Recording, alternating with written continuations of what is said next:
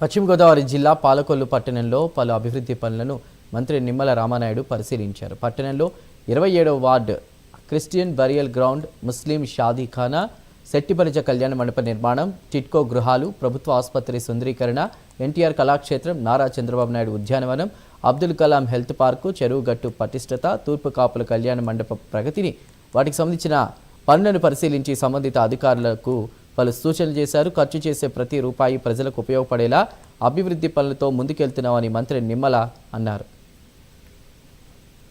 ఉండాలి, ఒక సుందరంగా ఉండాలి, ఒక ఆహ్లాదకరంగా ఉండాలి అనేటువంటి ఆలోచనలో భాగంగానే ఇక్కడ ఉన్నటువంటి మౌలికమైన వసతుల్ని ఒక్కొక్కటి కూడా ఆ రోజు 14-19లో పూర్తయినటువంటివి కొన్ని 70-60% పూర్తయినటువంటి కొన్ని ఉంటే మళ్ళీ 19-24లో అన్ని విధ్వంసానికి గురైనటువంటి స్థితిలో మళ్ళీ 24లో కూటమి ప్రభుత్వ అధికారంలోకి వచ్చిన తర్వాత ప్రతి వారం రివ్యూ చేసుకుంటూ మళ్ళీ వాటికి శాంక్షన్లు కూడా జీవోలు తెచ్చుకుని ఆ వర్కులను ఎప్పటికప్పుడు పరిశీలించి అధికారులకు ఏజెన్సీలకు సూచనలు ఇస్తూ మండు టెండర్లో కూడా తెలుగుదేశం, జనసేన, బీజేపీ నాయకులు ఎప్పుడు కూడా వాచ్ చేస్తూ ఉన్నాం.